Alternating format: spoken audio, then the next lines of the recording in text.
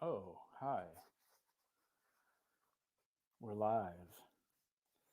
I was just going over my Heidegger again. Because, in preparation for Paul. And I thought we might talk about, like ecstatic Dasein and being thrown and all that stuff. Being the being of the being is always the being and all that. And see what Paul thinks about that. Paul's going to join at 12:30. It's fun. I did one of my secret streams last night that went until like 1:00. So I've been basically just streaming and sleeping since yesterday at 8:00 or something. But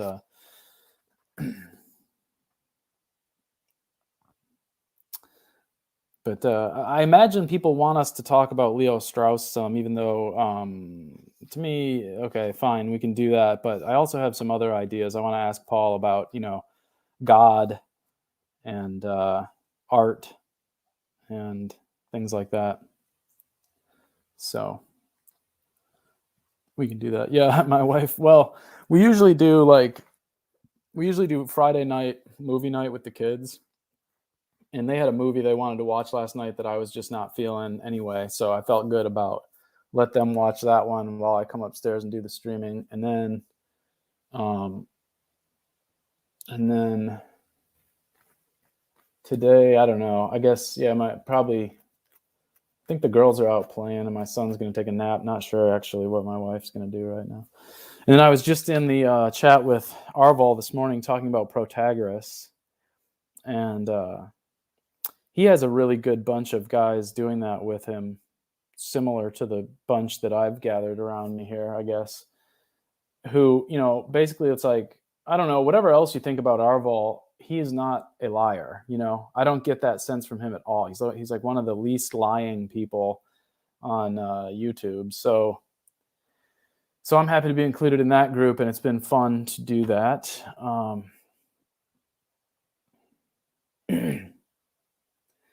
Was that a recent one, Ricardo? I don't know if I even saw that.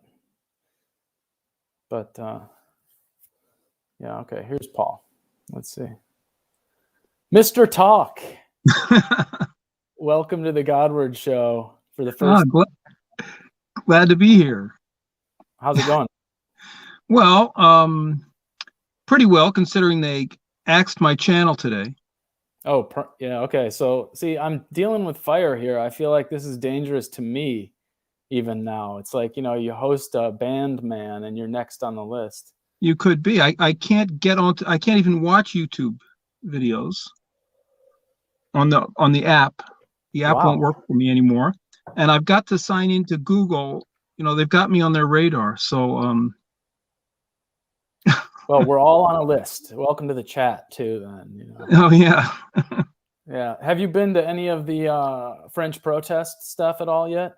Well, there have been none around here. It's all in the big cities, so I would have had to drive there, and it's such a hassle now. But I talked to some people today. I went to the Chateau of Saint-Marceau, and they've been going to all of them in Saumur and around here. It's yeah. So, what do you want to start with? Do you have ideas, or do you want me to? Well, I'd like to be nostalgic for a minute. Okay. Because I think about the first time I encountered you. I was in my studio mixing paint, and I don't know why you came on to YouTube. And I started listening to this guy, what is this about? And Kyle and so on. You entered at a really peak or like an intense time. Yeah. And I think that was, that was probably where I should have, I guess, gone dark, because you realize, and in fact, I was talking to another guy this morning about, this is why I titled this, the thing about, ineffability or whatever I titled it, Mm. because there is this problem in, first of all, I know I'm nostalgic too. Like we used to have more freedom of speech, and there used to be, I mean, even before like the internet, like I grew up, and I assume you did, just talking to people about everything. And this is how we learned, right? So when the crackdown started happening around 2016 or 2017 or whatever, I also was dealing with that whole health crisis thing, and probably just didn't perceive rightly or quickly enough that it's like when you're broadcasting on YouTube, there might be someone joining for the first time today. And so all of your shorthand and all of the ground you covered isn't there.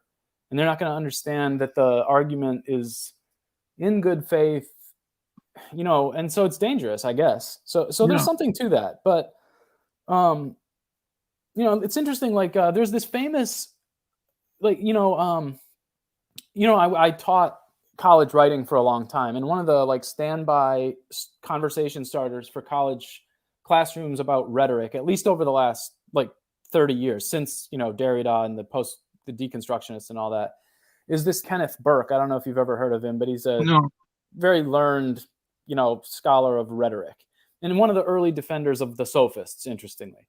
And so in his model, he says, and I love this, he has this thing called the analogy of the parlor.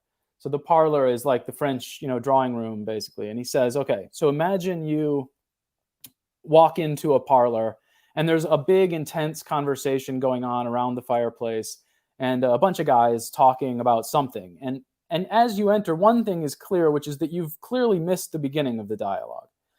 And so as you enter, it's like you have this kind of obligation to listen at the start until you're able to kind of catch up. But, you know, it's a question of judgment. Like, how long do you have to listen before you elbow your way in and begin to say what you think? And then, like, the interesting thing is, in his metaphor, the conversation goes on into the deep of the night, and you're getting tired and can't stay the whole time. And so it's going to go on even after you. And so this is sort of, I feel, very relevant for the way that conversations on YouTube happen. But of course, I'm also trying to like cultivate an audience by, as you do, it's like staying small, kind of knowing my viewers, you know, in the hope that like they will make the good faith effort to understand where we're coming from, so that then you can get to the next order or the next level of conversation. And like you do that very well. I mean, you certainly have picked up on where I'm coming from. I think most of my viewers have. As and what it was all about. Yeah, I think I caught that. You kind of froze there, but right. So yeah, is his thing out or is it mine? It must be his, right? He's in a car.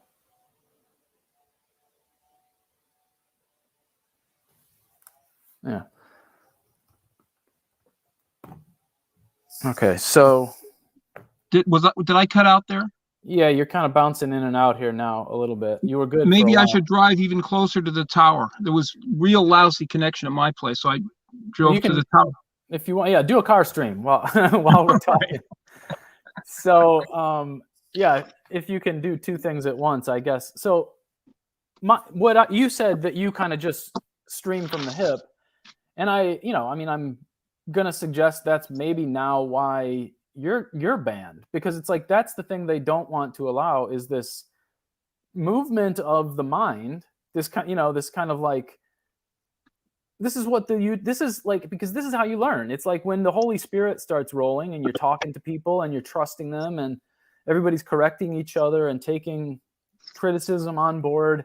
It's like, this is how we approach, the thing that we haven't arrived at yet, but it's also what ends up getting you banned. And I sometimes think this is what happened. Like, this is what I had to learn the first time around too. The tower's over there. See it. Wow.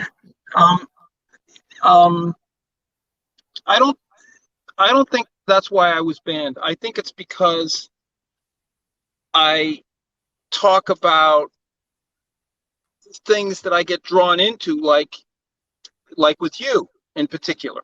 Mm-hmm. I don't think because I've interacted with you, I got banned. But it's not just you. It's a lot of people. And because I get into this whole, well, it's true. Yeah, I mean, my whole neo-fascist thing.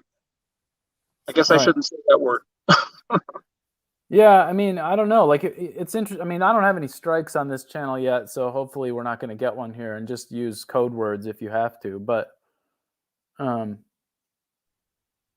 mean, the thing is, obviously, it's too bad that we can't even talk about those things because, like, I've always thought it's like, for example, there's that one very taboo book that I talked about a while ago, and to Yeah. me, it's like it's very unhealthy Oh, for all of us to not read it. Like, we should be reading it so that we don't make these weird, dangerous, difficult, bad turns, or that or if you're really crypto fascist or something, at least read it and understand like how to make those turns better or something. Like it seems strange to me that, but this is how, we're all kind of possessed by the fear of certain things, and so we don't discuss certain things. And to me, this is how blind spots emerge, and people end up repeating the Milgram experiment or whatever. yeah. Well, that's why there's so many conspiracy theories, and that's why they're right. Right. Yeah. It's just so obvious. I was talking about it with different neighbors today. It's just they're the collaborators who go along with it, and then there are the other people, and they don't know what to think. They really don't know what to think, and they think any damn thing.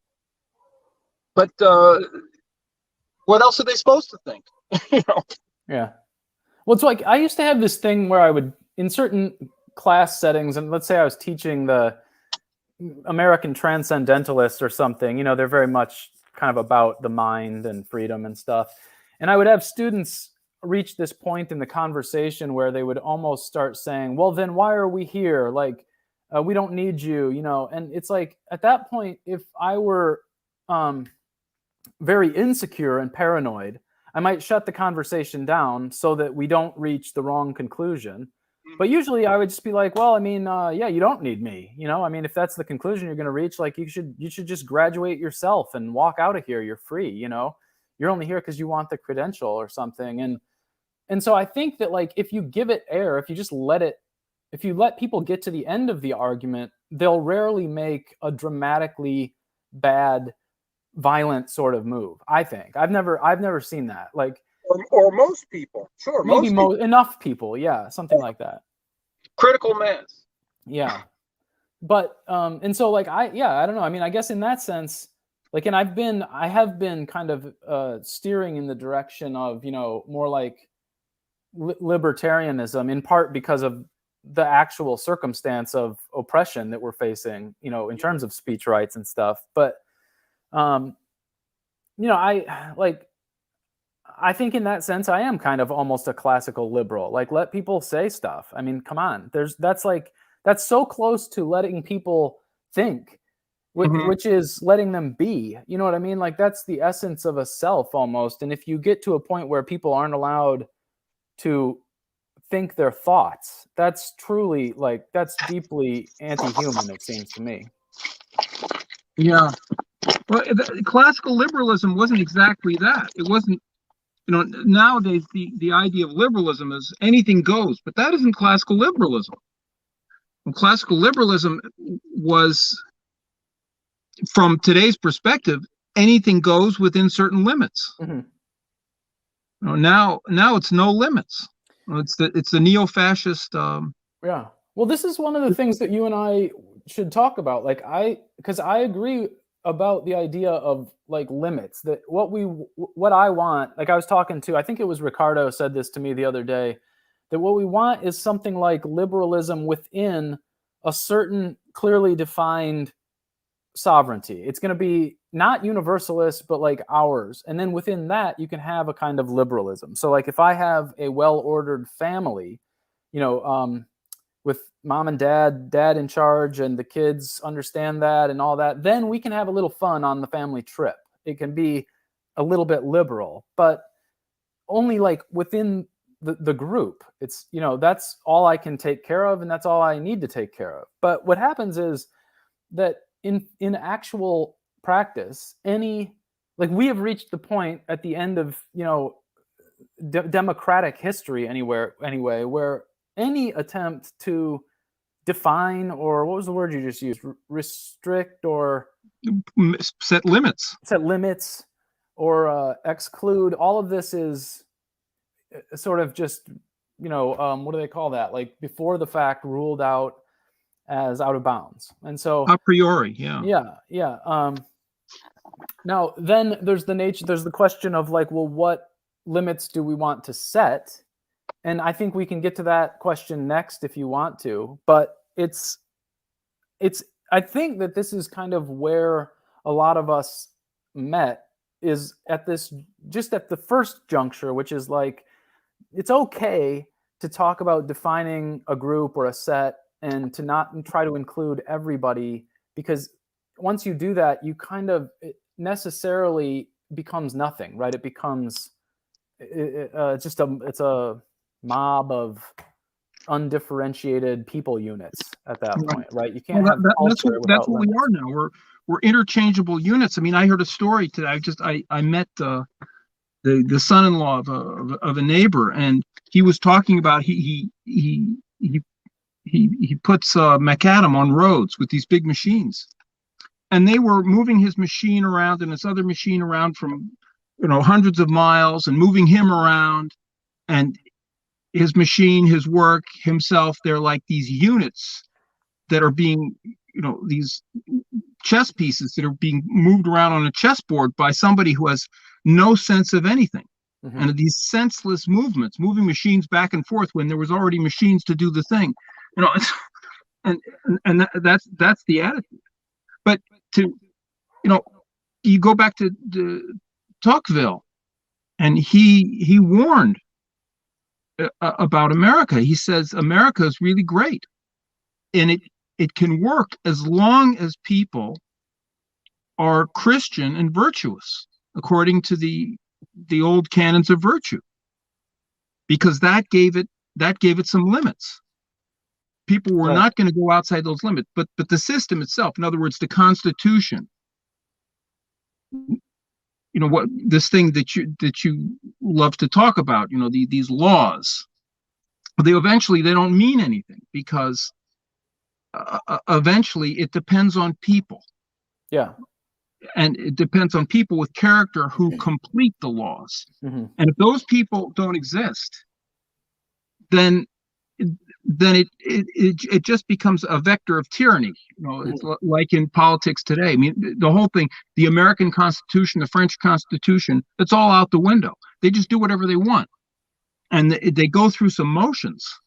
Would you say that the people are not completing the law? Is it their fault, or are the laws sort of not, I don't know, like written right, and they're not like, they shouldn't be completed almost? I know any laws will do, practically. I mean, you can have better laws or worse laws, but it's not only the people who have to complete the laws. In other words, the people who have to hand over power when they lose elections, the people who have to condemn the criminals, even though they're in favor of the criminals because the criminals have broken the law, or they have to free the people who have not committed crimes, even though they hate those people and they wish they would be punished. And in addition to that, you have to have a general population which is virtuous and Christian, basically, so that they're all more or less on the same page, and they are not going to be straining the system so that it breaks down. So we're screwed on both sides. We have a corrupt population, and it's normal that we have corrupt leaders, because the leaders come out of the population. There's no longer any kind of an elite. I mean, this was a point that BAP just made, I think. The elites are just placeholder people. I agree. They're not, and because like part of it is that the way we measure eliteness is all screwed up. Like, it used to be something like honor, and a sense of character and justice and a connection to the people he's ruling. Like, I heard someone recently point out that in those ancient Greek city-states, if you were going to vote to go, fight, you were going to fight yourself. Like if you were the senator voting for the war, you were going to be on the front lines. And there wasn't this kind of strange separation between the elites and the people they're governing that we have sort of normalized in America. The other thing, though, that is part of this to me is in thinking about like the people who have to complete the laws. I like that way of framing it or phrasing it, but that's the way that I think about this is like it's a kind of direction. It's like I think of it as a narrative. Like you need a narrative by to live by, and this used to come generally not from the laws, because the laws are like, and I'm sort of talking, we can think of the Jewish law as a background here, but mainly just like law, lowercase l, I guess. But laws are like statutes. They're like, syllogisms or propositions or whatever. They are static and kind of thou shalt and thou shalt not. But they can't really you can't take laws and instill values in people or ideals, things like that. And for that, it seems, I think, you need things like mythology or religion or stories to give people a sense of like who they are, where they're coming from, and where they're going, and how like I'm connected to my grandpa and my grandchildren will be connected to me. And we have stripped those out of society and just replaced them with either, you could say either nothing, like the nihilism of just kind of like the true sort of hippie movement, or like mammonism, which is just the money narrative, right? Get more, get more, get more. So the question is like how to re-enchant or re-mythologize or re-narratize the people's lives. And to me, the best bet remains Christianity, because I can't think of anything better. Like even if I wrote the best possible, novel that I could write or something, no one's going to square their life according to it. No one's going to believe that this is what they ought to live for, So the only thing I can think to plug into that is to try to return to the Christ narrative here. But do you have other ideas? Do you have like Nietzschean ideas that would be, in other words, like punch through the nihilism and reach the next phase of evolution? I mean, that is a kind of narrative, right? It's just, it seems a little, it's the narrative we're in, utopian or silly to me, but yeah. Well, no, I agree that probably if we're ever going to see anything like the world that we knew 5 years ago, I think Christianity will have something to do with that, except that Christianity it is about a lot more, and in a certain way a lot less than the laws and a narrative about the laws. It's about saving your soul. I mean, there's the social aspect of it, but you can get too caught up in the social aspect of it. Christianity is, there's something going on with the invisible world, and that something is very important. It has to do with your eternal soul and so on. Mm-hmm. That has an effect on the society and how the attitude that people have about the laws, of course. But it's really something. It's a larger and a different dimension. Yeah, actually, this is a good point, because it seems to me that these two, so you're talking about kind of the inner spiritual, psychological, introspective aspect of religion, of Christianity. Yeah, as opposed to the social and political elements that maybe flow from Christianity. And would you say that, which comes first there? Well, the thing is that you can have that spiritual life all by yourself. Or, when two or three people gather together, they're also. Mm. So that the Christian life doesn't depend on the society. I mean, look at 3rd century Rome. If you were a Christian, you were in the catacombs, or you were being chased out, or you were being martyred. Yeah. And it was not a Christian society. It was an orderly society. And they weren't always persecuting Christians, but so there's not a one-to-one relationship. And of course, if everyone's a Christian, if everyone were Christian, I mean, you point this out all the time. If everyone were a true, genuine Christian, you wouldn't need laws. Mm-hmm. But the thing is that if you look at the place where you have the greatest concentration of Christianity you can have, which would be monasteries. And even monasteries, they don't have laws, but they have a rule. Yeah. For order, right? For what? For order. Well, for the Benedict, it's all based on Saint Benedict, mm-hmm. and the rules of Saint Benedict. And they're amazing. Those rules are amazing because it's everything you need to know about human psychology. You can learn from Saint Benedict's rules. There's 41 of them or whatever, and they need them. I've spent a lot of time at monasteries, or at a certain monastery. I've been to other monasteries, but I spent an awful lot of time at Solem, and enough time over the years to get to know a lot of the monks, and to get to know what their life is like, and to know what happened. And there's idiots among them, and there's bad guys, and there's ambitious people. It's still life. Mm-hmm. You just can't get away from it. But they're aware of that, and they fight it. For instance, one of the rules of Saint Benedict is that there has to be recreation periods, and that everybody should be friends with everybody else. So they go on walks, for instance, and they have sort of a routine where you don't just always go with the same people. You change up.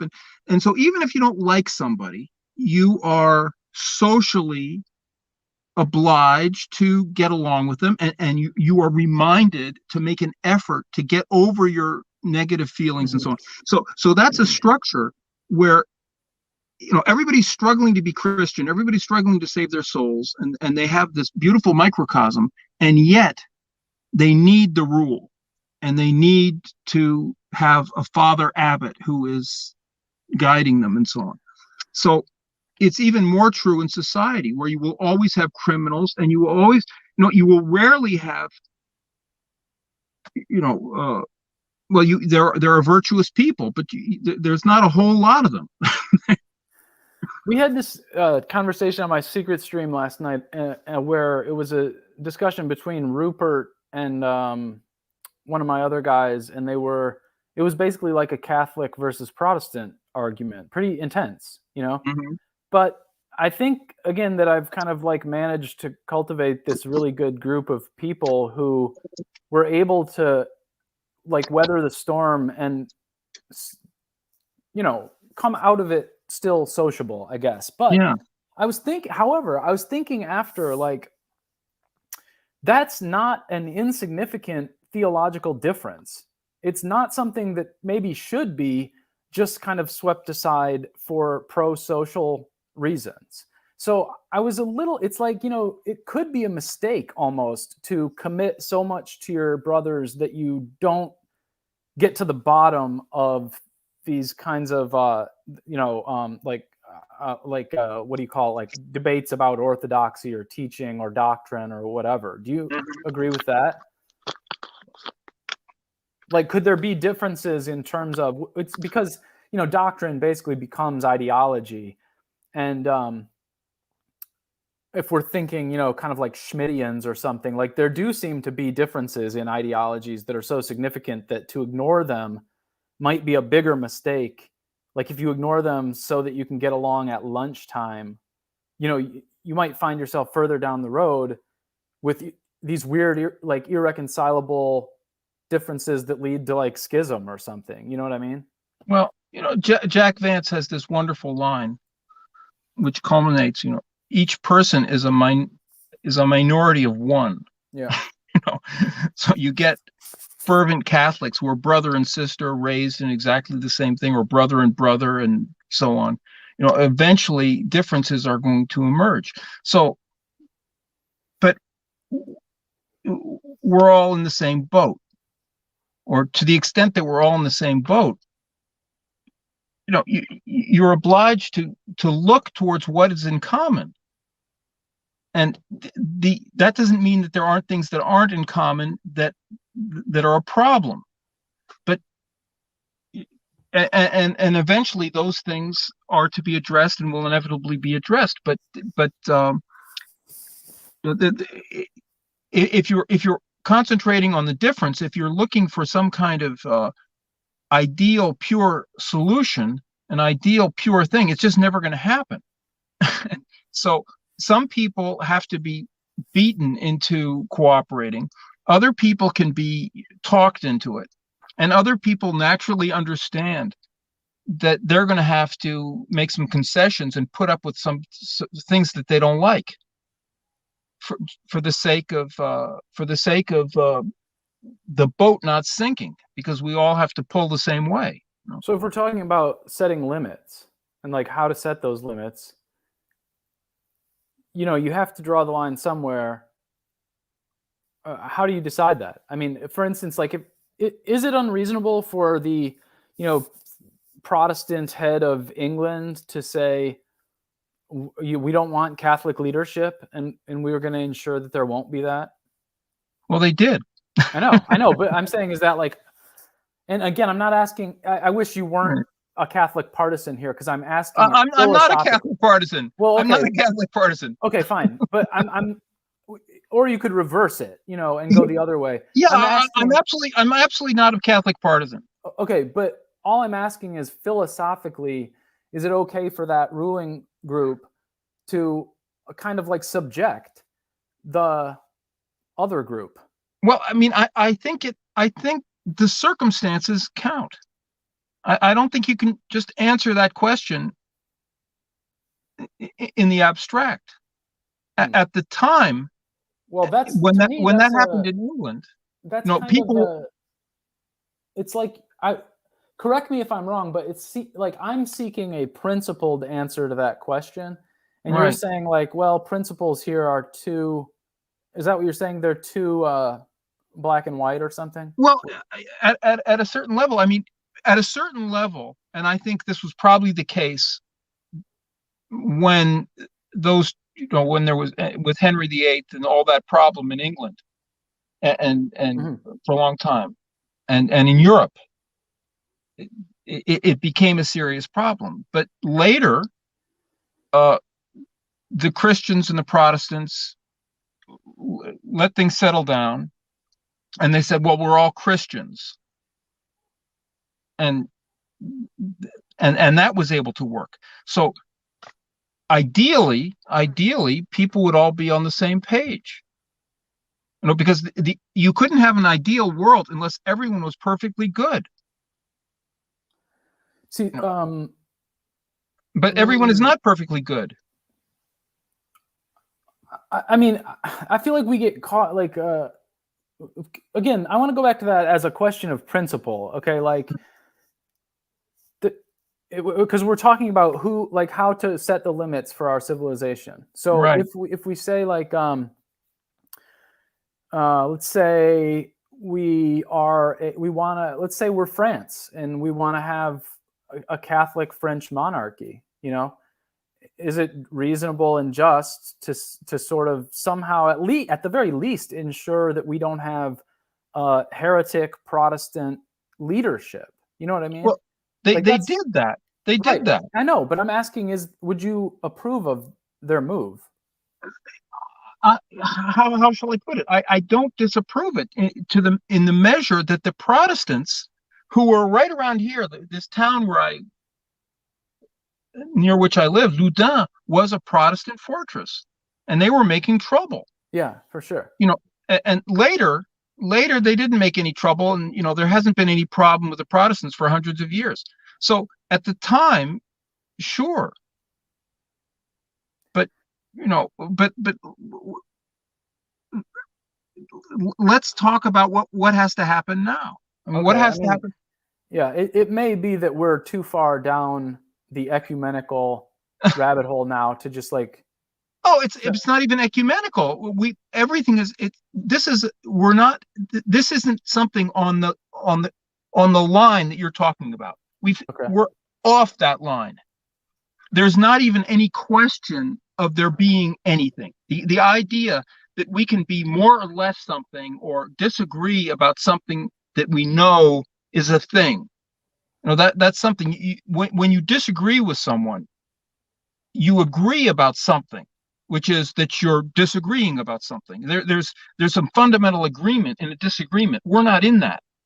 We're in a post-truth situation where there's not even an issue. It's just bzing, and we have these magicians who are magically producing truth with their words, and and then you have these little crazies that are producing their. I mean, this is what contemporary art is all about. And now it's touching every part of society. So you can be the fourth gender, you can be on and on, and you're going to live forever, and you're going to have a tail, and you're going to fornicate with robots, and it's just we've entered this. It's beyond that. The question doesn't make sense anymore. We've gotten to the point where but that's a problem, right? I mean, you would say like that.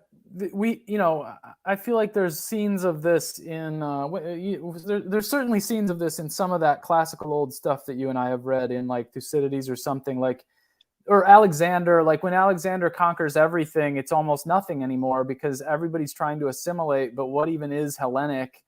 And he ends up dressing like a Persian, and it's like, he well, becomes a god. Okay, which means what though? Like, well, he deifies himself. It's like he destroys the invisible world because he embodies it. And that's what we have now. Everybody's a god.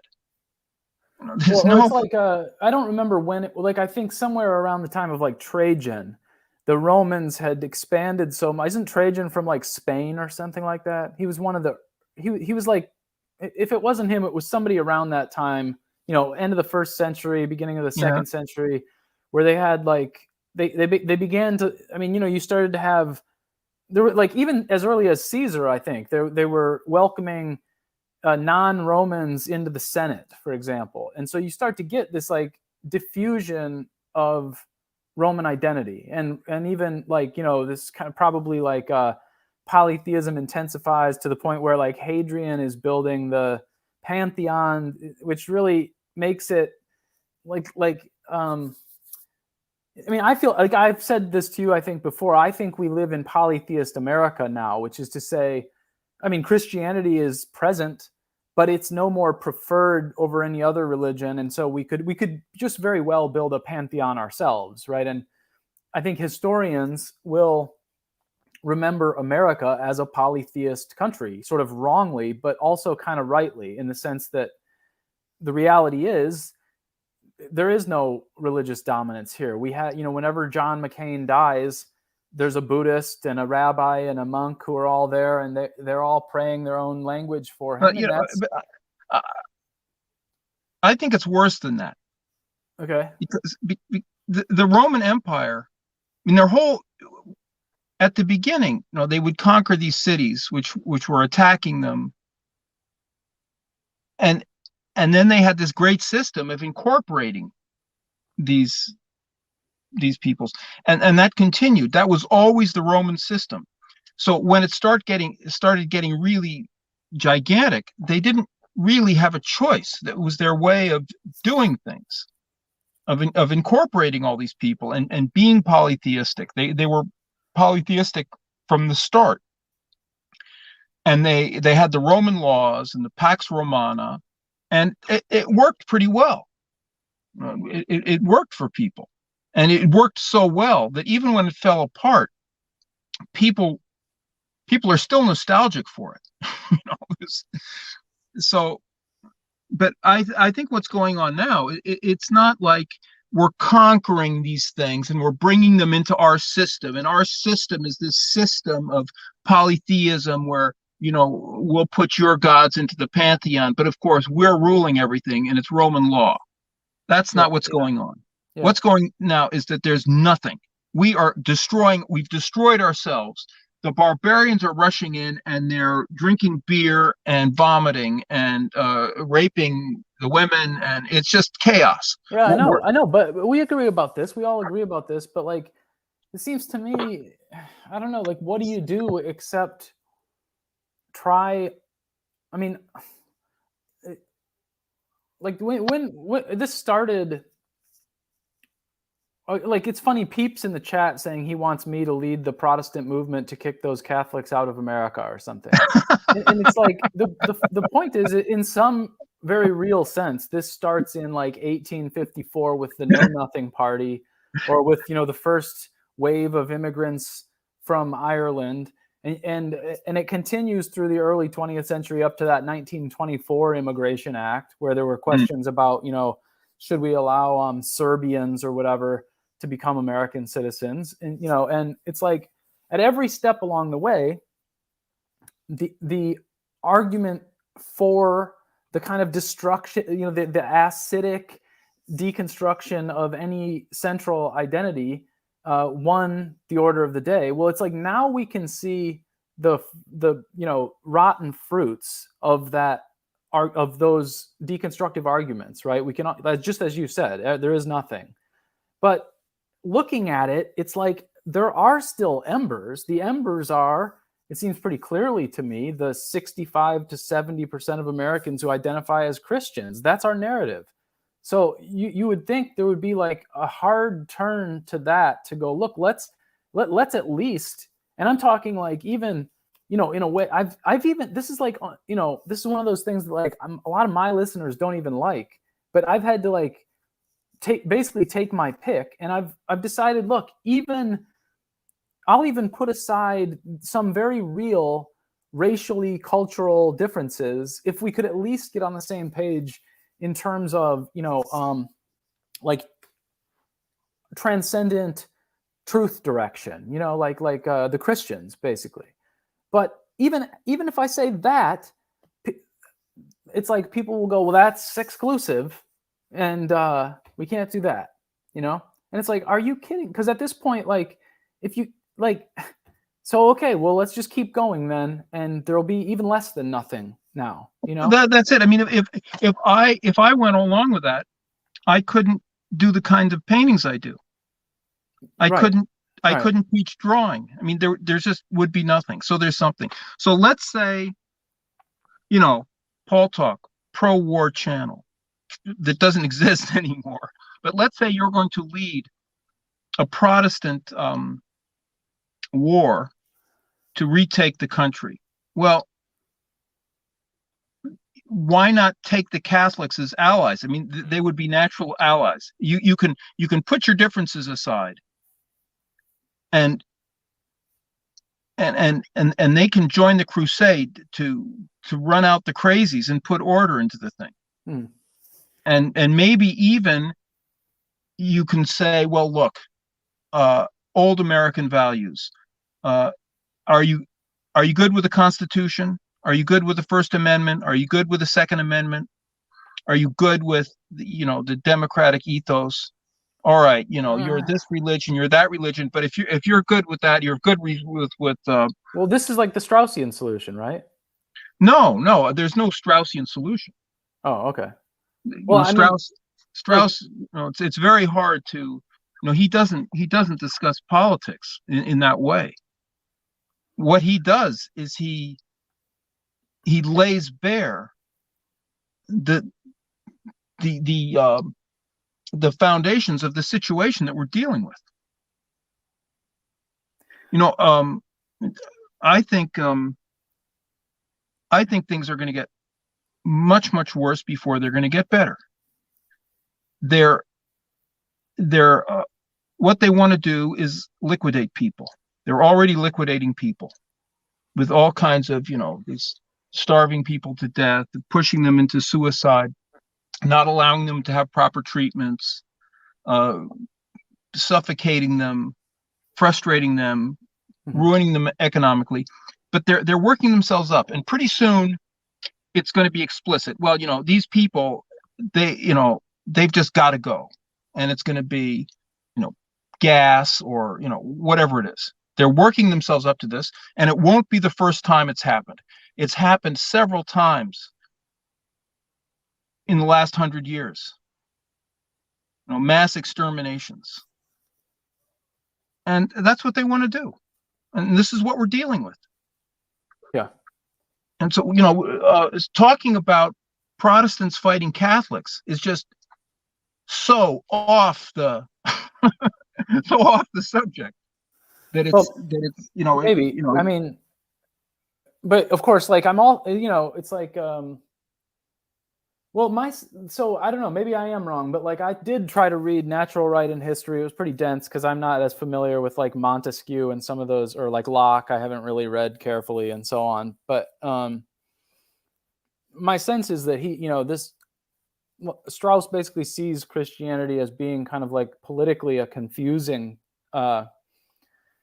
intervention in history. And so he would prefer we talk about, Aristotle's Politics or the Republic or something, which is sort of rational.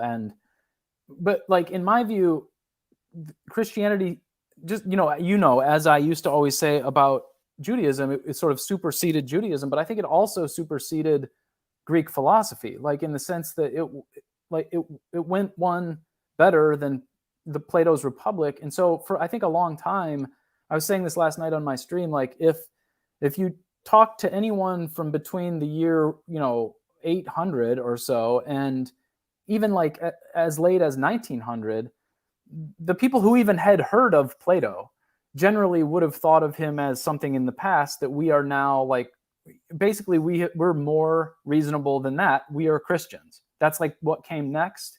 We're into that phase now. And so like Plato is kind of water under the bridge. You don't need to return to that. And so when someone like returns to that, to me, it's like, well, why? Like we were Christians, and now it's this weird. But Strauss is not returning to Plato in that way. Strauss says, he's perfectly explicit about this, that the nature of the West, what makes the West, is the coexistence of Christianity and philosophy, or as he puts it in his very famous essay, Jerusalem and Athens. And in Jerusalem and Athens, what he's saying is that these are two ways of approaching the world. They're not incompatible. For instance, philosophical, say, Aristotelian ethics and Christian ethics, they're not exactly the same, but let's say they're 80%, 85% the same. But there are other aspects of these things which are radically different. That doesn't mean that they're opposed, but to put it very briefly, the Christian believes that there's a transcendent God who has ordered the universe, and it's our duty to love God, and we obey out of love. You're always making this point about Christianity, in one way or another. The philosophical approach is different. It's not concerned with that so directly. It's looking at the world just in the human purview, saying, what can I know about the world? Mm-hmm. That's not opposed to the Christian thing, but it's just a different way of thinking. And Strauss says that this not incompatibility, these two approaches, because they're together in different people's minds and a little bit in a lot of minds, it's like my way of putting it is that it's like a battery. There's two There's a piece of copper and there's a piece of whatever it is, and because these things have this difference, a charge passes between them. And when you go to other societies and you look at all other societies which are not Western in this sense, where they have Christianity or religion and philosophy both as important elements, they're just flat. They may be very nice societies, but they don't have that dynamism that the Western society has, where we develop technology, where we develop art, and those things get us into trouble. The development of these technology and thinking our way into these crazy boxes that we've done. I mean, that's a Western thing. They don't do that in China. They don't do that in India. They don't do that in Africa. Right, but see, isn't Strauss saying like that dynamism is that's an asset, right? He thinks. Well, it's both an asset. It's both an asset and a danger. But it's clearly more of a danger in, at least from the right perspective now, right now, right, exactly. Right now, it's what I'm talking about, though. Right. So what we need is flat. We need flat.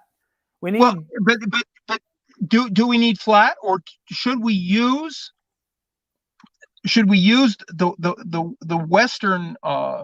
Western spirit to get us out of the mess that the Western spirit has got us into? Because look at these incredible achievements. Do you want to live in a society where you're born a peasant, you're completely ignorant, you know that you have the three-fingered God who's going to do whatever, and then you die, and whatever horrible, inhuman and degrading things that happen to you because the muckamuck decides he wants to do that to you, you just have to put up with it. Who wants that? I don't want it. I'd rather fight a war for the West, because we're going to have to fight a war. West? Like the West is this, like, it's an empire at this point. It's all dynamism. That's leftist talk. That's leftist talk. This whole business about America being an empire is just ridiculous. No, I mean, I don't get that. I don't get it. Because, I mean, whatever you call it, America is clearly the most Babylon civilization that's ever existed. It's even more so than Babylon. Like, it's definitely Egypt, Rome, Babylon, Nineveh, and America. There's no question that America has gone off the rails. There's no question about that. But is the reaction to that, throw it out? I mean, that's what Jonah says to do. That's what Moses did. That's what, you know what I mean? Like that. Yeah, no, Moses didn't do that. Moses was a people. He was oppressed. He was a people. He left so that he can. Well, I'm saying we should leave. We should leave America. Like but where are you going to go? To China? I mean, that's why. Look, America's been in trouble before. Well, the desert. Yes, that's what you have to do. Go to maybe Namibia. Okay, start a colony. The desert in this case is the battle to save the thing. Well, I don't know. I mean, has that ever happened? Like, what's an example? Of course it's happened. Of course it's happened. The Civil War, the Revolutionary War, and on a lesser level, all kinds of political battles that have occurred. I guess. I mean, yeah. I guess if we have Civil War II or something, like we're gonna have a civil war. Well, the problem is it's at this point. I'm sorry to use the term empire, but like there clearly is kind of a global America in the sense that there's. Of course, because America is so powerful. But America, you've got to know something about history. You've got to know something about how World War II worked out, and America. I mean, you can't compare it to any empire that's ever existed.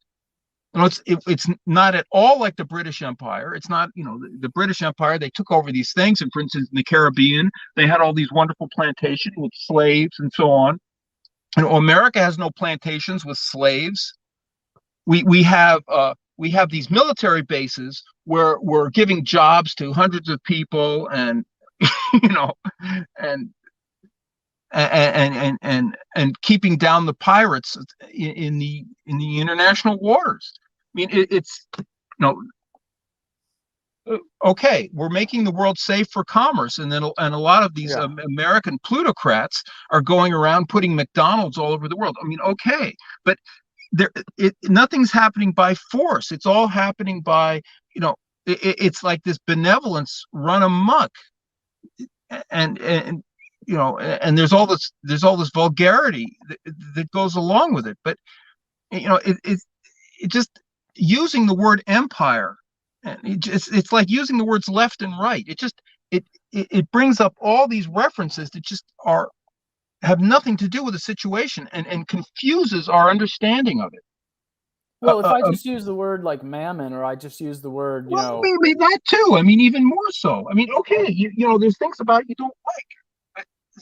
Say what they are, but look also at why that situation is there, and the good things about it, and the potential of it. I'm not trying to downplay the bad. I mean, what do you mean when you say vulgarity, especially when you say Heideggerian vulgarity?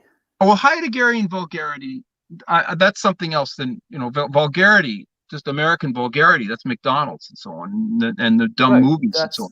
Yeah, but Heideggerian vulgarity is. Well, let's talk about Nietzsche and vulgarity first. Okay, walk me through both of them.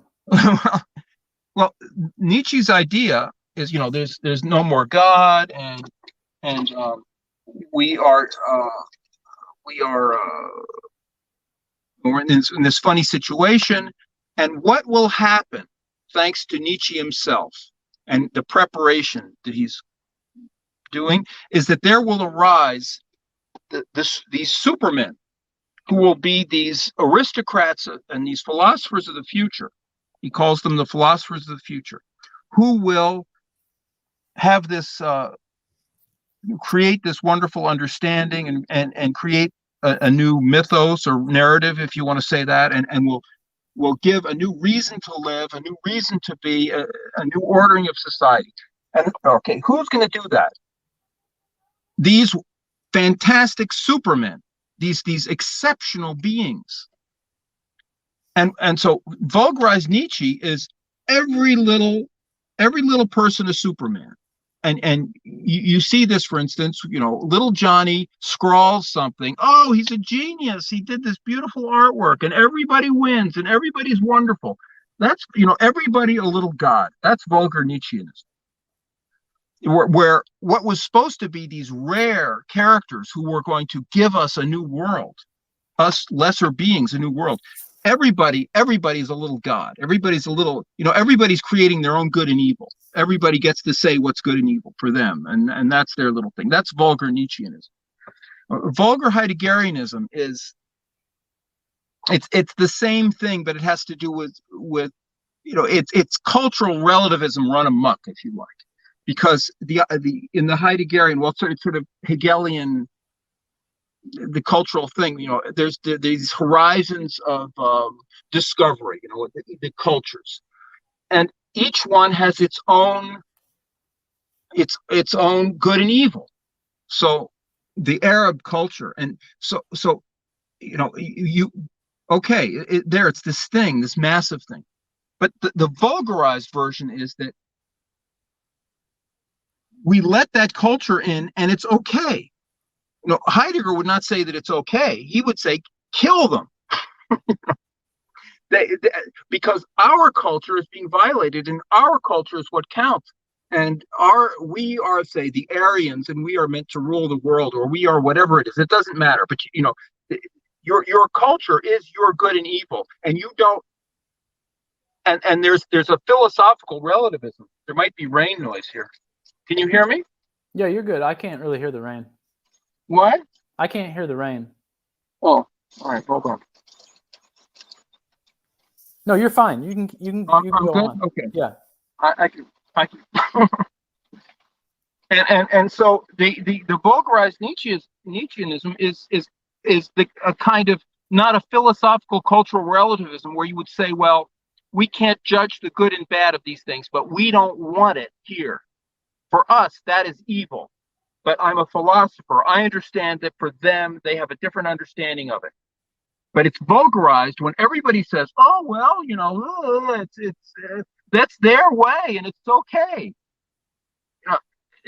Where there, in other words, where there's no political consequences, there's no philosophical understanding of it. It becomes this vulgarized understanding where you can't say that anything is bad or good.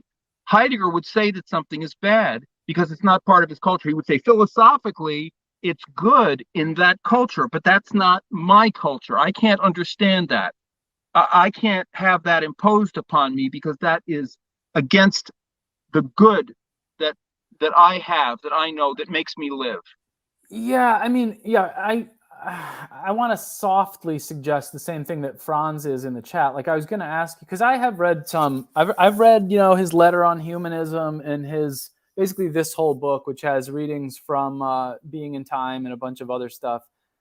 And yeah. Wait a minute. I want to say something. I just want to say something to whoever's making this chat here. I'm not getting this from Strauss. This is my idea. Strauss doesn't say anything like this.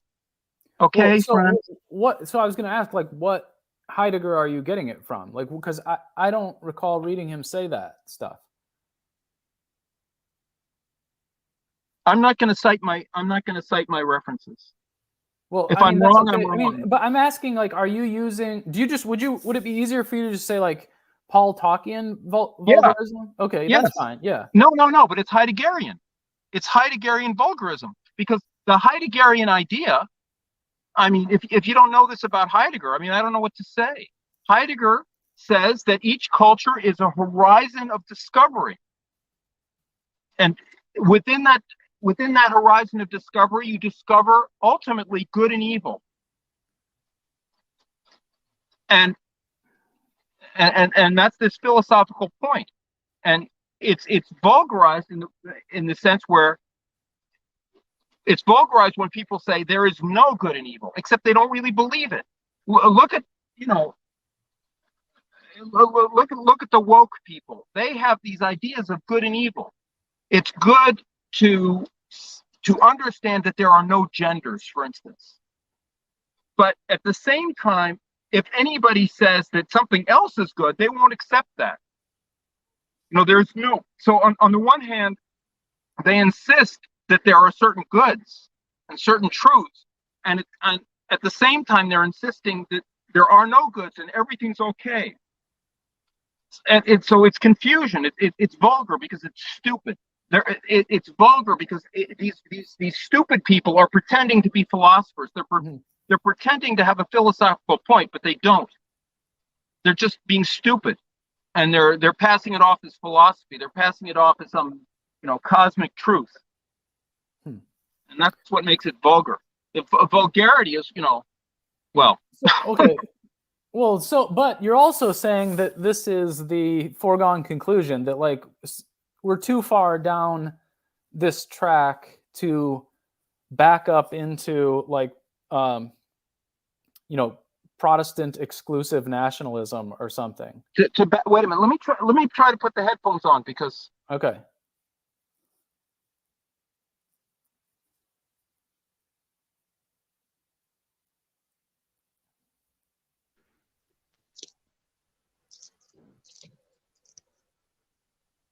All right, can you hear me?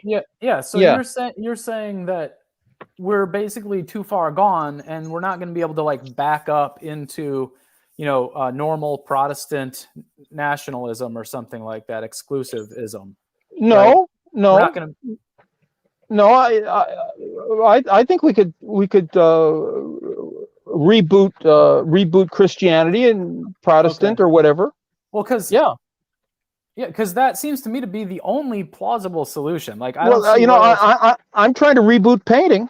Okay. I've devoted my life to rebooting painting, and I myself have become a Christian. I mean, I think I always was a Christian. I always felt close to Christianity. And I eventually converted into a particular religion for particular reasons. But I in other circumstances, I might have become a practicing Protestant. I mean, but Catholicism works well for me. I mean, I don't want to get into that, but I became a practicing Christian. Mm-hmm. And if you want to call that backing up, I mean, I don't call it backing up. I call it going forward into what is my life, and we're going to go forward into the future. Yeah, but I don't mean you so much as like I mean the political program, right? Well, but what is a political program? It's people doing stuff. Yeah. So it's individuals. It's individuals. Right, yeah. If everybody in America suddenly became a Protestant, of some kind, I mean, there it would be, you know, all the Chinese would be, or a Catholic. Like, this is the whatever. point. Is I'm like, lately, okay, I mean, I'm gonna have to have a separate stream where I talk to Connor Cregan in my chat about this, because he's trying to distract me here. But I have been on to this point about, you know, authority. I don't know if you got to watch the video on authority and basically challenging authority and what makes an authority like, or an institution authoritative. You know, how do institutions establish themselves as authoritative? And then like, when can they be identified as unjust, and when can we justly challenge their authority? And these are ancient, kind of probably unresolvable questions at some level. But you know, I'm also in this reading group where we're reading the New Testament. I think you were doing that for a while. And like, part of it is I keep seeing strains of populism in the New Testament. You know, why did the people go out to get baptized by John? It was not any institutional authority that was telling them to do that. It was that they wanted to do that. Like, there's sort of no. But populism is not the right word for it, because that brings in a confusion. Populism suggests that there's a demagogue somewhere whipping people up and getting them to think certain things because they're too dumb to know better, and he manipulates them. I mean, this is more like people are touched by the Spirit. You know, the spirit is not a demagogue, and you know, it's well, I don't understand you. I didn't understand this, by the way, in 2015 or 2016 either. Why it is that populism is described that way? Like, why is it that populism is assumed to be an ignorant movement? You know what I mean? Like, why couldn't it be? Well, it comes from Thucydides. You know, it comes from the problem of democracy, which has always been known, and so, you know, Cleon starts blabbering around. Pericles isn't there anymore, and the people end up being led by Cleon. And they're being led by Alcibiades, and what's the result? They try to conquer Sicily, and what's the result of that? It's the downfall of Athens. In other words, they wreck themselves. So Athens got wrecked, and America's wrecked itself. You know, but it's not as if, in a certain way, Athens rose again. In a certain way, it became a great center of learning and so on. But you know, that didn't have to happen. If they'd listened to Nicias, it wouldn't have happened. You know, and so, but they did listen to Nicias, and so they were stupid. Right. But like, in the New Testament, what you have is this established hierarchy, you know, the chief priests and elders in Jerusalem, and Jesus, basically with the backing of the people, establishing a new authority, right? And like, the people follow him. And the question is, I mean, yeah, but the thing is, Jesus is truth. He's living truth. Right, of course. And Cleon is not living truth. He's just a stupid lie. Oh, I see. Okay. He's just a guy who's out for his own power and glory, and he's on his high horse. He's got these crazy ideas, or Alcibiades. He thinks he's going to become another Alexander, and he's taking advantage of these poor Athenians, and he's getting them killed in Sicily. You know, Jesus is different. I mean, you know, but even with Jesus, there are people. Look at Thomas. He doubts. Well, he doubts. Hold on, slow down. Look, I'm not calling for a non-truth populism. I'm calling for the truth populism. You know, a logos-based populism. So, but why call it populism? Because that word. What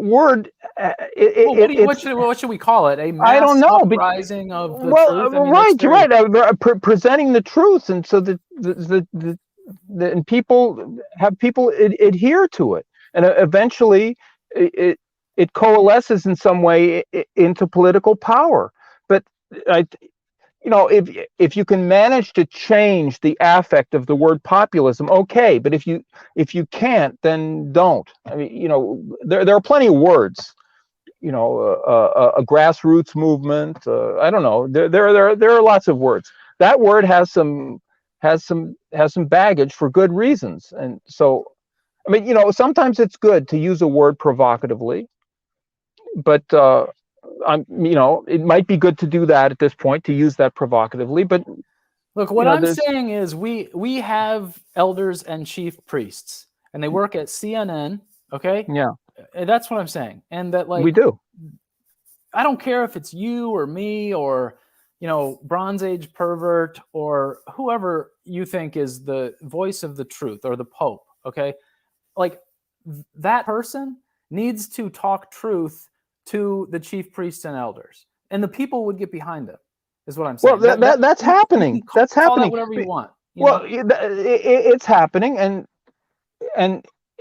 in some ways it'll be populist. I mean, that's what happened with Trump. I mean, he spoke some truth to these people, but Trump is not Jesus, and that's the thing. Nobody's Jesus. Only Jesus is Jesus. But if you say nobody's Jesus, you're saying, like, well, we're just, we're destined to lose. Like, I mean, that's what the Pharisees said. They said nobody's Jesus. They said there is no Messiah. Okay, because they were holding. Well, but you're not claiming that Jesus is alive now.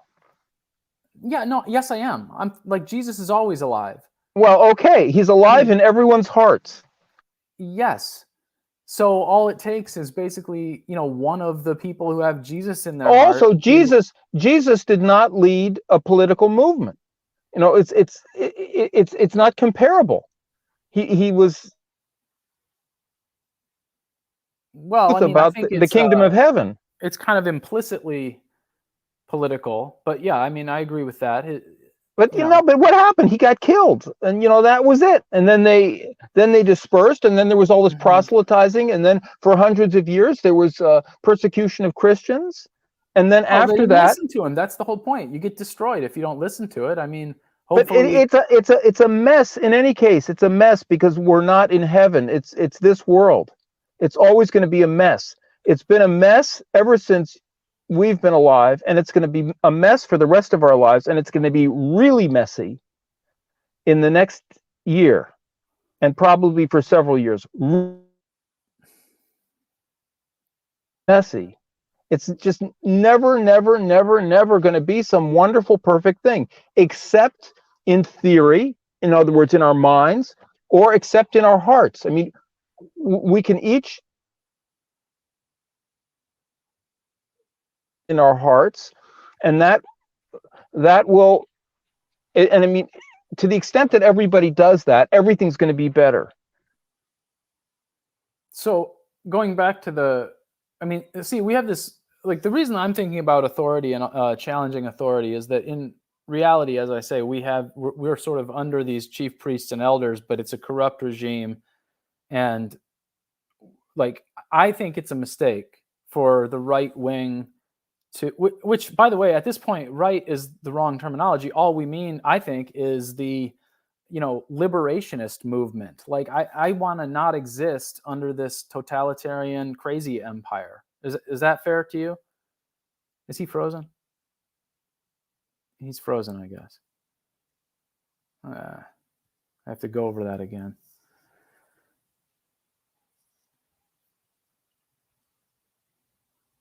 Shoot, we lost Paul. Banned. Yeah, Connor, do you want to hop on, or does anybody? I mean, for a minute, does anybody want to hop on and ask Paul a question? Am I doing a poor job hosting? Someone can do better. Here's a link to the chat, or to the. You can get on stream now.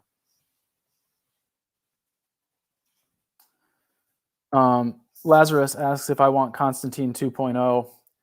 Well, I mean, this is a good question. Like, I basically want to avoid becoming a political philosopher. Like, I think that's the chief problem that I have with Strauss, is that he's like primarily a political philosopher and not a theologian. So I want to commit my soul to truth first. But I think you can do that and then still realize that, like, there has to be some politics. Somebody's got to lead. Somebody has to be in charge of things. And it seems to me better that we have, like, something like a Constantine than Nancy Pelosi. Paul, I was saying, what was I saying?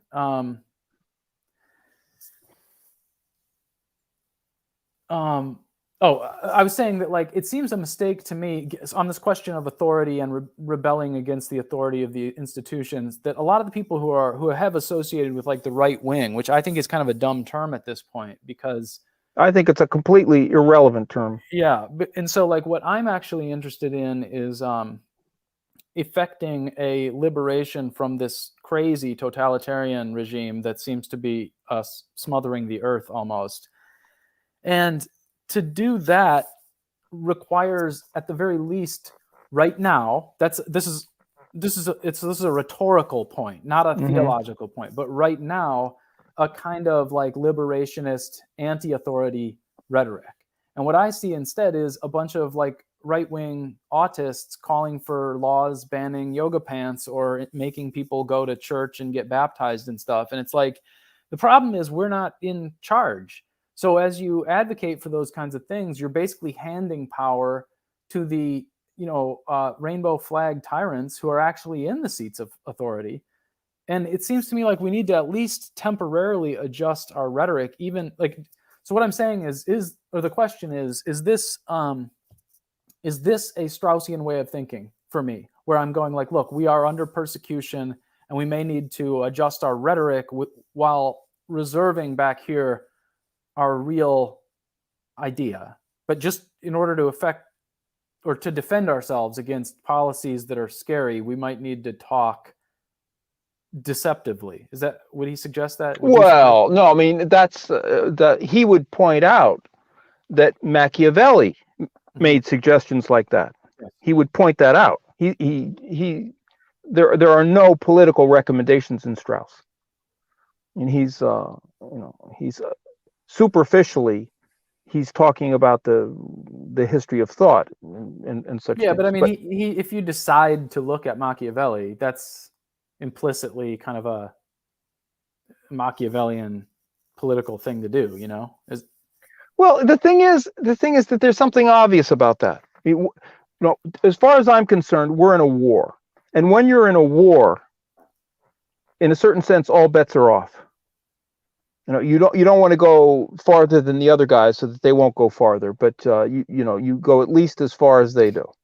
So, but I mean, to address what you just said, this call for tyranny, it's just crazy, because you're going to get your tyranny and you're going to see how you're going to like it.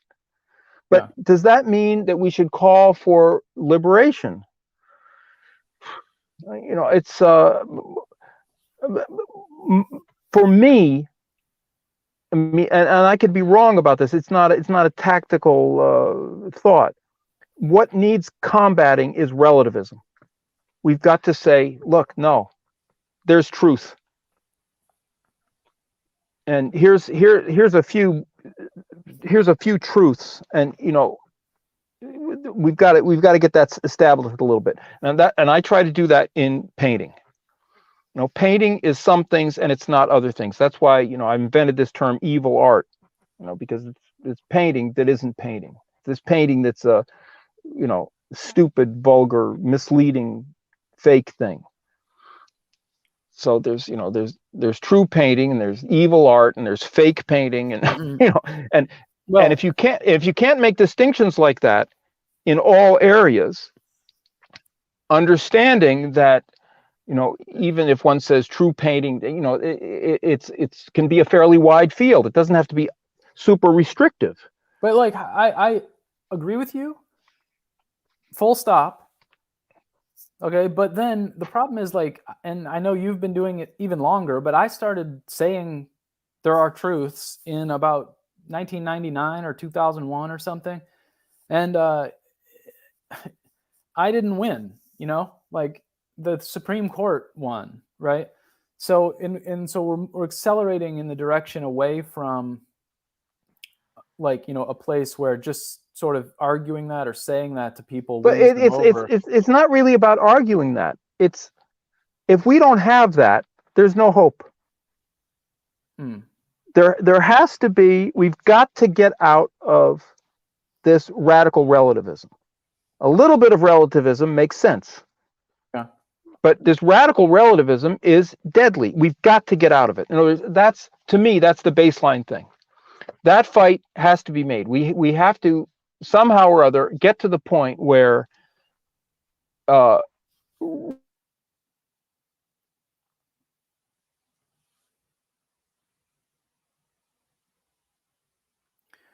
yeah, kind of. He's paused, but I kind of agree with.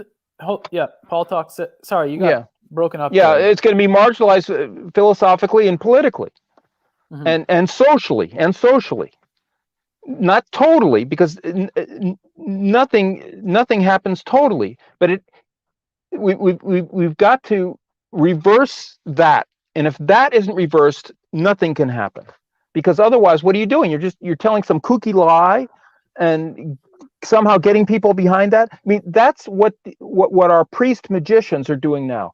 They announce a new truth every week. Yes. Practically every day. So how are you going to combat that? You go into the arena with them, and they're not alone, because we've got this myriad of priests in every country. There's several, and they're each announcing their own truths, and there's no problem with that. It's not a problem. It's okay. Over here it's this truth, and over there it's that truth, and that truth changes tomorrow, and this one changes next week, and it's all okay. And we're in such a pit of radicalized relativism that it just doesn't mean anything. And if people start standing up, telling the truth, and saying no to this, and more people stand up, I mean, there's two possibilities. I mean, on the one hand, what I was calling populism, whatever, just ignore the terminology if you don't like the associations. But what I mean is, Great Awakening. Okay. Yeah. Where you would have a spread, a kind of brush fire spread of a cognizance that, like, you have to turn the TV off. It's absolutely poison, right? And but we have that. I mean, the Tea Party was a manifestation of that. Voting for Trump for 10 minutes. Well, but it was that. I mean, Trump himself wasn't it. You know what I mean? Oh, yes, I know. Except that it was still a popular. I mean, a popular revolt. Popular is different from populism. Popular, yes. Yeah. And les gilets jaunes was that. Brexit was that. What's going on in France now, which is sort of a gilets jaunes reboot without the gilets. So this is going on everywhere, and there are people who are refusing it. And that doesn't mean. I mean, I spent a year with the gilets jaunes, and politically they were all over the place, but they were clear altogether on certain narrow issues. They knew that they were being pushed out of the picture. But if I'm being honest, like, since 2015, when Trump started running for president or so, yeah, we're further away, it seems to me, from of course power. Absolutely. Absolutely. It's a worldwide phenomenon, and it's being pushed farther and farther and farther, and every week it's pushed farther. But I don't agree with Nolan that Trump was a psyop. Trump was Trump, and he tapped in to the popular discontent with our magician priests, and he profited from that, and he did what he did. He wasn't Jesus. He was a kind of Cleon. He moved the embassy to Jerusalem. Let's not forget that. Well, that's good. That was a good move. Anyway, the thing I was going to say is there's two possibilities. The one is this awakening of consciousness or whatever, the Great Awakening. But he's frozen again. You can't hear me. Two possibilities. What? Okay. The one is the Great Awakening that we just discussed, and then the other one is just to accept the complete dissolution of mass political solidarity and accept the black pill, basically, that we're a hunted minority at this point. I mean, that is to say, and the only thing that unifies us is our resistance to the global narrative. And that's really hard, because that means that it's me and you in France and Rupert in New Zealand and we're scattered all over the world. And there might be a few guys in Nigeria who understand that CNN is fake also. But like, how are we gonna? I mean, what do we do now? You know what I mean? Like, this is. Ever heard of the Dark Ages? Yeah, but I mean, that might be it. And what did they do? They hunkered down in some monasteries in the western section of Ireland, and here and there in little holes, and they preserved the old texts, and for hundreds of years it went on that way, and we could be going into that. Except we're all scattered and don't. Well, and most of us will be wiped out, and maybe a few will survive in little corners, or we win this war. Do you think that it would be worthwhile to, like, one of the things that you've probably heard me talk about is how, and I don't actually think a lot of my younger viewers quite understand this, because until you've tried to raise kids in clown world, you kind of can't understand this. But it's like, you know, for me, it's, I wish, like, my little suburb that I'm in, my kids are in the driveway. I'm looking at them on, scooters with their neighbor friends, and it's so cute. It's like, it's like something out of a movie, but it's a bubble. And I know that it's not a real, like, the scene in my driveway doesn't exist outside of this little kind of weird bubble. And that he paused. What? Yeah, you're back. You're back. Yeah, the scene. And the scene is just a beautiful little scene from a movie out there, but it's artificial, and it doesn't exist like after, in the real world. So like, it's kind of nice that I found a refuge to raise them in, just as, Moses's mother was able to hide him for 3 weeks before she had to throw him in the river or whatever. But like, these kids, there is no, like, people will say homeschool your kids and stuff, and like, I agree, you should try to buck the system, but at the end of it, there is, like, they're 22, and the only scene is, the empire, if you'll allow it. I mean, there's nothing else. There is no parallel economy.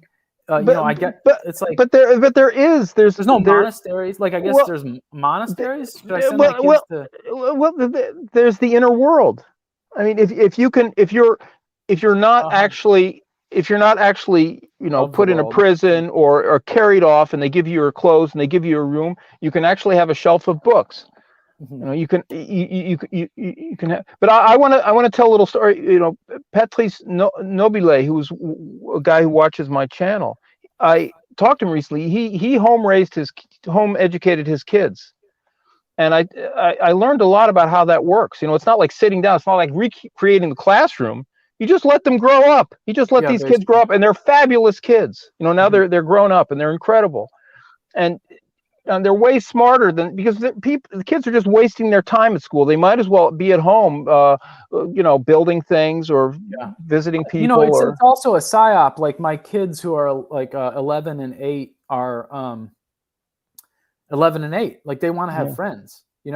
Like, so I homeschooled them last year. And it was beautiful in a way. We spent a lot of the time walking in the woods and looking for mushrooms and, talking about Thucydides or whatever I wanted to talk about that day. But this year they were like, I want to go back to school. And I couldn't really, I was like, well, it's going to be masks all day and it's just a nightmare. And they were like, I know, but my friends are there. And, they wanted to do that. And it's like, well, I kind of get it. It's sad is what I'm saying, is that, like, to pull them out of society and to go like full Little House on the Prairie is kind of. Patrice's kids at one point, they wanted to go to school, and they went to school for a while.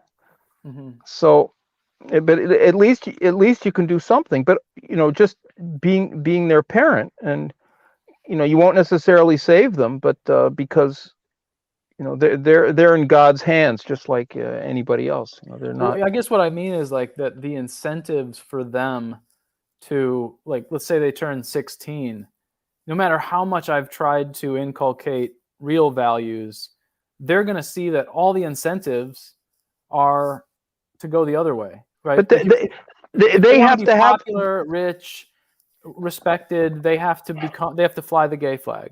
But look, when I was young, I wanted to be a painter. And that meant something to me. And I bucked the system. I went to 4 art schools that I dropped out of, and and I got insulted. I had, I put up with all kinds of harassment, but that's what I wanted. I wanted to be do like those guys. Well, hey, last thing I wanted to ask you is actually about painting and stuff. Like, you're obviously a prodigious talker. Would you agree to that, Paul Talk? If you say so, Casey, because this started with YouTube. The reason I got into YouTube is partly because whenever I would be in a group, I'm a little bit autistic, just a little bit. Me too, yeah. Agoraphobic and a little bit. And when I'd be in a group, I could never really get into I have so many things to say. I couldn't really get into the conversation. I'd always come in at the wrong. I would come in at the wrong moment, and so I never got to develop my ideas. So I at one point, when I was doing the Vance project, I did an awful lot of writing, and that really was wonderful for me. And with YouTube, I'm not writing, but I'm just saying my ideas. So apparently I'm an okay talker. Yeah. So as a good talker, though, you spend a lot of time when you're talking trying to define things and categorize and be clear and stuff. But when you're painting, it must be the other side of your brain, right? It's the right side, and it's nonverbal, isn't it? I mean, when you're thinking of spatial reasoning and the stuff that you talk about that's about geometries and stuff, like, doesn't your linguistic side of your brain kind of shut off? I mean, you don't think the phrase diagonal line from top left to bottom right while you're doing that, do you? Well, I mean, I think it's a synthesis, because when you get to be certain kinds of paintings, I know pretty well how to do them. So I can do it pretty much with my eyes closed. But other things I've had to learn very painfully and integrate certain ideas very painfully. So I do have to think about those things and say, okay, and I do say, all right, make sure that you think about how you're using the warm colors and the cool colors. Make sure what you're doing with these forms. Make sure what you're doing with the darks and the lights. Yeah, but so I mean, so that's like teaching it is a little different from the moment when you're kind of like intuiting where things should go. Like when you're just with yourself and doing it, you're not really teaching, you're just sort of doing it, right? Yes and no. It depends. I would say. Okay, let me just ask the question I was going to ask, I guess, which is like, do you ever feel at a loss for words when it comes, like, are there things that feel sort of like deeply ineffable and kind of locked up in your inner world that maybe you can't express with words at all? Maybe you can do it in painting or something, but that you're kind of, he blanked, or no, you're there. No, yeah. Yeah, do you know what I mean? Like, because I do sometimes feel like that. I've talked about sort of religious or mystical experiences that I find essentially like evade language. So no matter how hard I try to explain them to people, they just can't hear it unless they've already been there themselves, Yeah, well, in some of my videos, I try to approach things like that, where, for instance, if you're filming.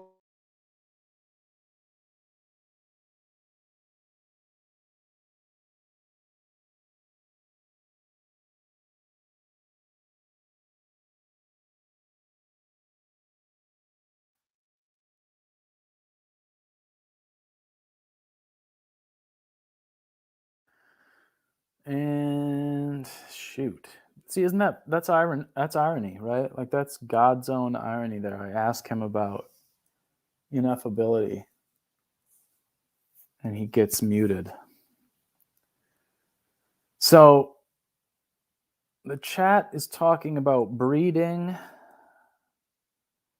and that's a positive outcome, I guess. Shoot, I'll stay around and let him come back and wrap this when he wants.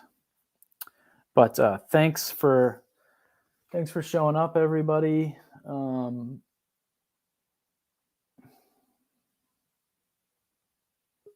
Here he comes. Yes. Let's just have you wrap it up for 4 minutes or whatever you want, and then we can be done.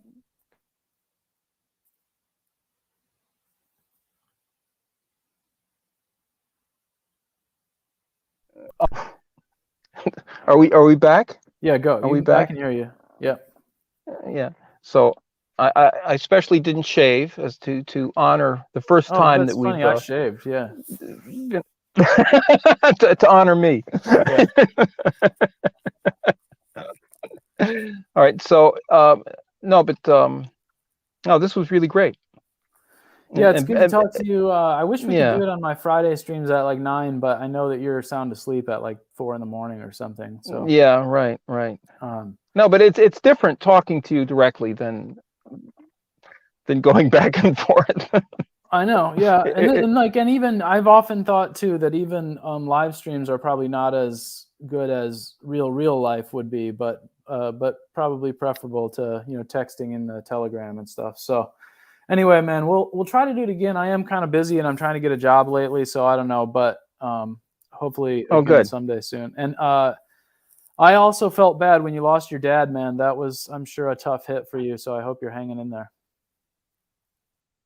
Oh, well. Yeah. Thanks. All right, Paul, talk. Thanks for coming on, and I'll talk to you again, buddy.